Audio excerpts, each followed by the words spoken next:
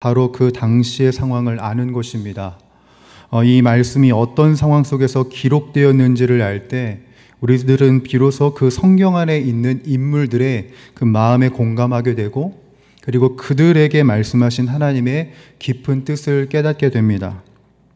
그런 의미에서 시편은 우리에게 참으로 특별한 책이라고 얘기할 수 있습니다. 왜냐하면 시편은 다양한 상황을 다루고 있고, 그 상황마다 하나님께 올려드렸던 그 기도들이 한데 모인 기도 모음집이기 때문에 그렇습니다. 왕의 즉위식에서 모든 백성이 함께 부르는 웅장한 찬양이 있고, 때로는 깊은 밤 홀로 자연 만물을 보며 하나님의 섭리에 감탄하는 개인의 묵상도 있고, 그리고 슬픔과 고통 가운데 처절하게 부르짖는 기도들도 있습니다. 그래서 시편은 우리에게 있어서 기도를 알려주는 교과서다. 내 상황과 내 환경을 모두 담고 있는 이 시편이 내가 어떻게 기도해야 할지 기도를 알려주는 교과서다라고도 이야기할 수 있겠습니다. 그래서 에베소서 5장 19절을 보게 되면 초대교회 성도들이 이 시편으로 예배하고 기도했으며, 또한 종교개혁자 마틴 루터도 시편을 가리켜서 하늘 아버지와 기도로 소통하는 법을 배우게 하는 책이라고 얘기했습니다. 오늘 우리가 바로 그 기도를 아는, 하나님과 소통하는 법을 아는 귀한 시간이 되기를 원합니다. 이 시편 4편을 통해서 기가 막힌 상황에 처했던 다윗이 어떤 기도를 했는지 배워보고, 그리고 그의 기도를 통해 그의 절망이 어떻게 찬양이 되는지, 두려움이 어떻게 평안으로 바뀌는지 그 비밀을 아는 우리 모두가 되기를 간절히 소원합니다. 오늘 시편 3편의 제목, 타이틀은 이렇게 되어 있습니다. 여러분, 1절 위에 보게 되면 뭐라고 적혀 있죠? 다윗이 그의 아들 압살롬을 피할 때에 지은 시라고 되어 있습니다. 이것은 그 당시의 상황이 어떠했는지 우리들에게 단서를 제공하고 있는 것이죠. 단 한 문장이지만 다윗이 아버지로서 겪었던 끔찍한 고통과 배신을 우리들이 생각해 볼 수 있겠습니다. 여러분, 먼저 압살롬은 어떤 사람입니까? 압살롬은 다윗이 사랑했던 아들입니다. 그냥 아들이 아니라 자신의 아들 암논을 죽이고 도망쳤을 때 그리워하며 결국 다시 품었던 아들이에요. 그런데 그로부터 얼마 지나지 않아 압살롬이 반역을 일으킵니다. 사실 압살롬은 권력 장악을 위해서 만전을 다했습니다. 백성의 송사를 스스로 해결해서 민심을 장악했고, 그리고 왕궁의 유력한 인사들을 포섭을 했습니다. 그래서 예루살렘에 돌아온 지 4년 만에 헤브론에서 반란을 일으킵니다. 순식간에 모든 것을 장악한 압살롬에 의해서 다윗은 급하게 예루살렘에서 도망을 나올 수밖에 없었죠. 이것이 바로 시편 3편의 상황이고 배경입니다. 자, 여러분, 이 배경을 듣게 되시니까 이 시편 3편 당시에 다윗이 얼마나 기가 막힌 상황에 있었는지 우리들이 다시금 생각해 볼 수 있습니다. 우리가 보통 내 주변 동료들에게 당하는 배신도 얼마나 뼈아픕니까? 그렇죠? 그런데 내 사랑하는 아들이, 심지어 나에게 돌아온 지 얼마 안 된 그 아들이 배신을 했다. 여러분, 이게 상상이 되십니까? 여러분, 다윗에게 있어서는 굉장히 큰 아픔이었을 것입니다. 이 상황에서, 그러한 아픔과 괴로움 속에서 다윗이 토해내는 첫 기도는 뭐였냐면 바로 1절부터 2절입니다. 여러분, 1절부터 2절 함께 읽어봅니다. 시작. 여호와여, 나의 대적이 어찌 그리 많은지요? 일어나 나를 치는 자가 많으니이다. 많은 사람이 나를 대적하여 말하기를 그는 하나님께 구원을 받지 못한다 하나이다 라고 되어 있어요. 지금 다윗이 보니, 지금 압살롬에 의해서 쫓겨나가는 이 상황 속에서 하나하나를 이제 보니까 자신의 대적이 너무 많고 나를 치러 오는 사람이 너무나도 많음이 보였습니다. 아들이 배신했고 주변 동료들도, 나와 함께 동거동락했던 그 동료들이 다윗을 배반합니다. 이런 상황 자체가 다윗의 머리를 굉장히 혼란스럽게 했을 것이죠. 그런데 다윗의 삶을 흔들었던, 괴롭게 했던 하나의 메시지가 있었습니다. 그게 뭐였냐면 그들이 한 말이었습니다. 그들이 뭐라고 말하냐면 이렇게 말합니다. 많은 사람이 나를 대적하여 말하기를 그는 하나님께 구원을 받지 못한다 라고 말한 겁니다. 여러분, 이 말은 하나님을 향한 믿음 그 하나만으로 살아왔던 다윗의 인생을 송두리째 무너뜨리는 말이었어요. 다윗이 살면서 실수도 범했고 죄도 범했지만 그래도 회개하고 최선을 다해 하나님을 예배하며 살았던 삶이었는데 지금 그게 다 헛것이라고 이야기하고 있는 겁니다. 여러분, 기가 막히지 않으신가요? 내가 예배자로 서 있어요. 하나님을 최선을 다해 섬긴단 말입니다. 죄 지은 아들을 품었고 내 동료들을 위해서 헌신을 다했어요. 그런데 모두가 날 배신하고 나에게 하는 말이 너는 하나님께 구원받지 못할 거야. 너의 믿음은 헛것이야. 너의 신앙은 헛된 것이야 라는 말을 듣는다면 여러분 어떤 심정이시겠어요? 지금처럼 아무 말도 안 나오시겠죠? 네. 제가 다윗의 입장이었다면 신앙에 대한 깊은 회의가 일어났을 것 같아요. 사실 눈물도 날 것 같습니다. 제가 모태신앙으로부터 지금까지 40년을 하나님 안에서 살았는데 내가 한 모든 신앙생활이 헛된 것이라고 내 자녀가 말한다면 그것만큼 가슴이 찢어지는 일이 어디 있겠습니까? 40년 삶이 아무런 의미도 없다는 그 깊은 회의가 제 머리를 어지럽힐 것 같아요. 여러분들은 어떠시겠습니까? 여러분, 우리에게는 이런 일이 없습니까? 신실하게 믿음을 지켜왔다고 생각했는데 내가 정말 믿고 사랑했던 사람에게서 깊은 배신을 경험하고 최선을 다해 주를 섬겼다고 자부해 왔는데 이해할 수 없는 고난이 한꺼번에 몰려오는 그 순간 없으십니까? 그때 주변 사람들이나 혹은 나의 내면에서 이런 소리가 올라오죠. 하나님이 너를 돕지 않으시나 봐. 너의 믿음은 다 틀렸어. 바로 그 순간이 다윗과 같은 절망의 한복판인 것이지요. 그런데 그 절망의 한복판에서 성경은 단 하나의 단어를 우리들에게 보여줍니다.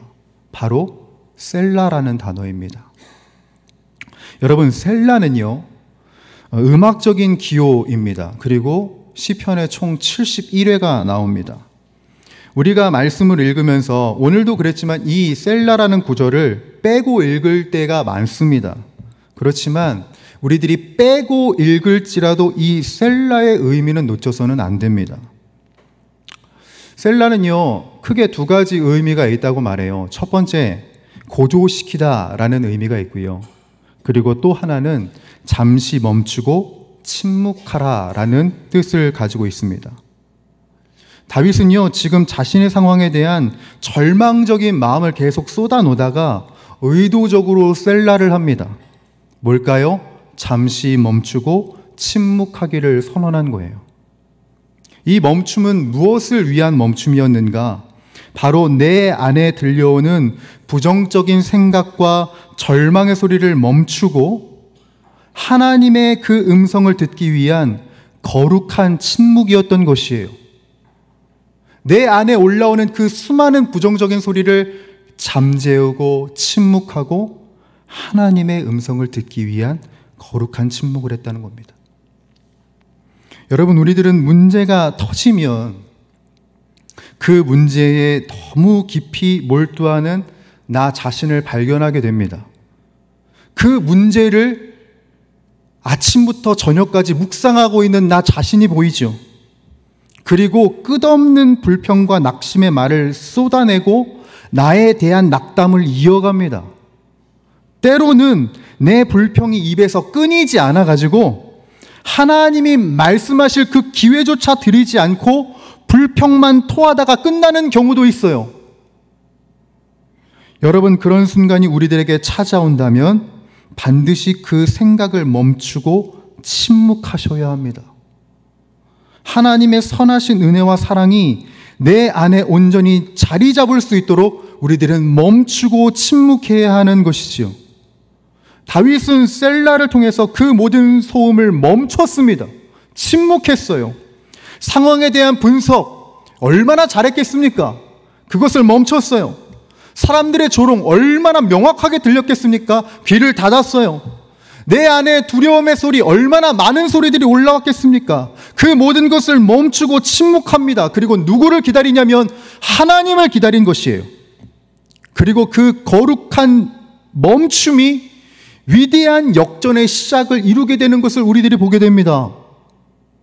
그 침묵과 멈춤 이후에 여러분 보이십니까? 다윗의 고백이 완전히 달라져요. 3절 보시죠. 3절은 이렇게 기록이 되어 있습니다. 여호와여, 주는 나의 방패시요 나의 영광이시요 나의 머리를 드시는 자이시니이다. 사실 지금 다윗은요, 머리를 숙인 상태에서 압살롬에게 피했습니다.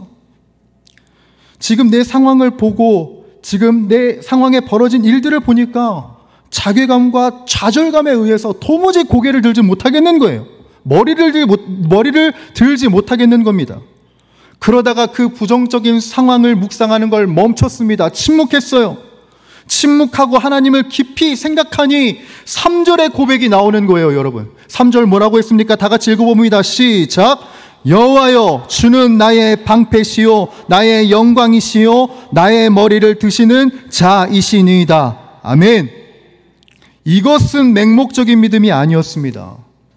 다윗이 셀라의 침묵 속에서 과거 자신의 삶에 하나님이 얼마나 기가 막히게 역사하셨는지를 찾아낸 것이에요. 여러분, 다윗의 삶에 하나님이 얼마나 놀라운 일들을 많이 이루셨습니까?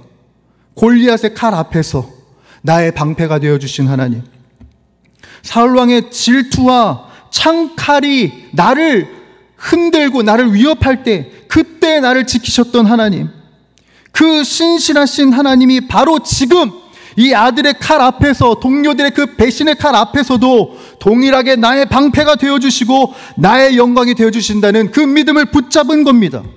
그리고 그것이, 그 은혜가 나의 고개를 들게 한다는 것을 깨달은 것이죠.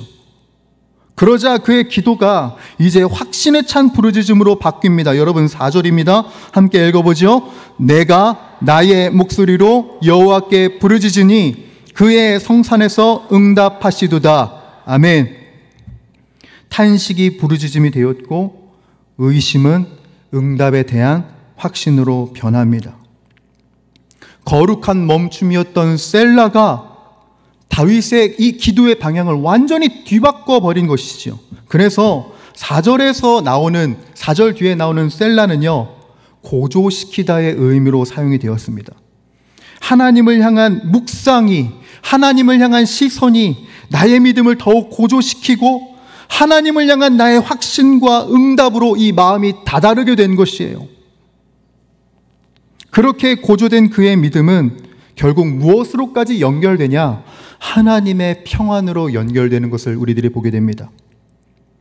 5절과 6절도 함께 읽어봅니다. 시작. 내가 누워 자고 깨었으니 여호와께서 나를 붙드심이로다. 천만인이 나를 애워싸 진친다 하여도. 여러분, 아멘이십니까? 여러분, 생각해 보십시오. 천만인이, 수많은 적군이 자신을 죽이려고 둘러싸고 있는 이 전쟁 한복판에서 잠을 자는 게 가능합니까?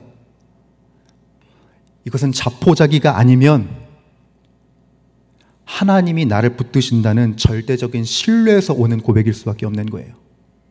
여러분, 그러면 지금 다윗의 고백은 자포자기입니까? 아니면 절대적인 신뢰입니까? 절대적인 신뢰이죠. 절대적인 신뢰에서 오는 하늘의 평안을 맛본 것이에요.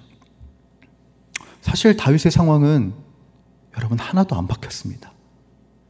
이 3편을 고백할 때 그 당시 그 상황은 아무것도 바뀌지 않았거든요. 대적은 여전히 천만이에요. 압살롬의 칼은 여전히 다윗을 향하고 있어요.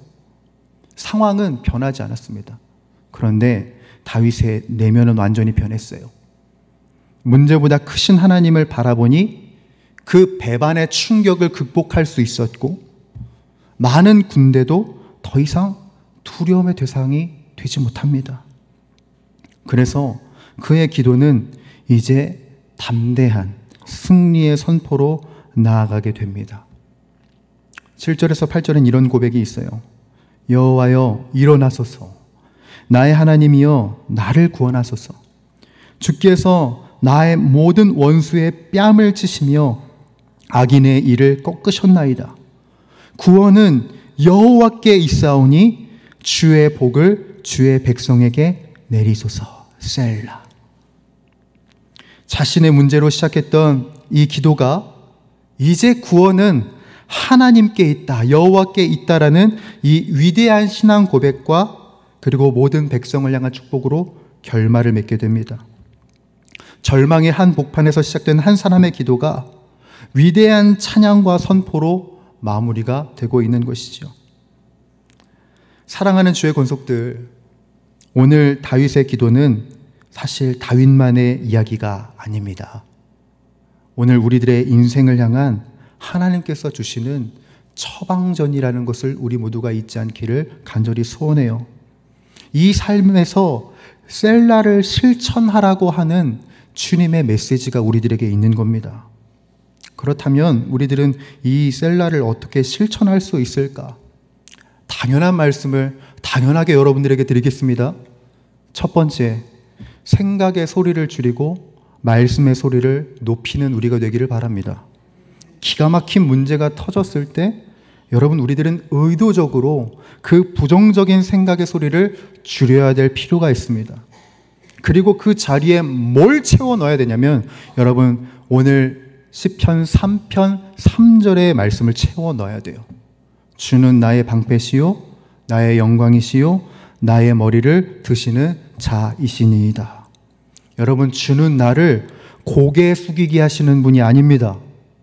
원수 앞에서 고개를 들게 하시는 이가 바로 주님이십니다. 그러니 내 감정과 상황이 아니라 말씀이 나를 지배하도록 여러분, 생각의 소리를 줄이시고 말씀의 소리를 높이십시오. 두 번째입니다. 여러분, 우리의 불평의 기도를 선포의 기도로 바꿀 수 있기를 주님의 이름으로 축복합니다. 하나님, 왜 저에게 이런 시련을 주십니까? 라는 기도와 원망이 우리에게 터져나올 때가 있지요. 잠시 멈추고 셀라 하십시오. 그리고 기도의 방향을 바꾸시길 바랍니다. 하나님, 이런 상황 속에서도 여전히 나의 방패가 되어주셔서 감사합니다. 과거에 저를 건져주셨던 것처럼 지금도 제 머리를 들어 올려주실 것을 믿고 감사합니다. 바로 이 기도의 전환이 있기를 간절히 소원합니다.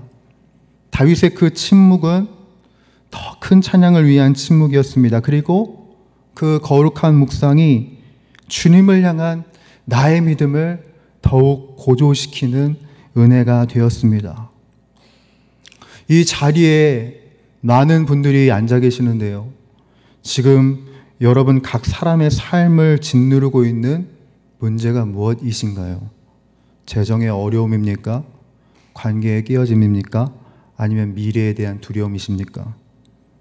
이번 한 주 그 기가 막힌 문제 앞에서 셀라를 선포하며 거룩한 멈춤을 가지시기를 간절히 축복합니다. 오늘 본문 말씀의 제목입니다. 셀라, 멈춤과 침묵, 그리고 위대한 역전입니다. 여러분, 우리의 멈춤과 침묵은 위대한 역전을 시작하는 믿음의 고조가 될 것입니다. 이 다윗의 이야기가 우리들의 이야기가 될 수 있기를 간절히 소원하고, 이 다윗의 믿음이 우리가 취할 수 있는 믿음이 되기를 원합니다. 우리 사랑하는 주님의 권속들, 바로 이 삶을 우리 모두가 다 영위하실 수 있기를 주님의 이름으로 간절히 부탁드립니다. 함께 기도하겠습니다. 거룩하시고 위대하신 우리 주 하나님 아버지, 우리들의 인생에 놀라운 일들을 이루시고 우리들의 인생에 아름다운 일들을 이루시는 주 하나님 아버지, 주님은 나의 괴로운 상황 속에서도 아름다운 역사를 이루시는 하나님이신 줄 믿습니다. 부정적인 상황과 부정적인 소리에 우리들은 침묵하고 거룩한 묵상을, 주님을 묵상하는 이 은혜의 훈련을 온전히 해나가게 하여 주옵소서. 그렇게 주님을 바라볼 때 우리들의 삶에 위대한 믿음의 고조가 시작되게 하여 주옵시고, 위대한 역전을 맛볼 수 있는 우리 모두가 다 되게 하여 주옵소서. 그것을 위해서 나의 가는 길을 동행하시는 주님을 찬양하며 그 주님 앞에 기도할 것입니다. 우리들의 결단과 우리들의 이 기도가 영원까지 이어지는 신앙의 고백이 되게 하시고, 주님을 증언하고 증거하는 아름다운 소리로 그렇게 우리가 서게 하여 주시옵소서. 이 모든 말씀 우리 주 예수 그리스도의 이름으로 간절히 기도드리옵나이다. 아멘. 이 시간 우리들의 길을 인도하시고 이끄시는 주님을 묵상하며 우리 다 함께 찬양하며 주님의 보좌 앞으로 나아가겠습니다.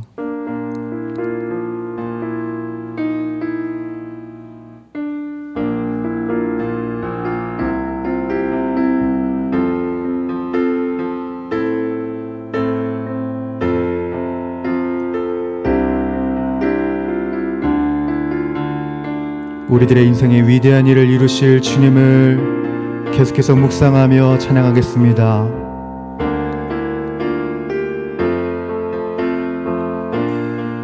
함께 고백할까요? 나의 가는 길, 주님 인도하시네. 그는 보이지 않아도 날 위해 일하시네. 주 나의 인도자, 항상 함께 하시네. 사랑과 이 베푸시며 인도하시네.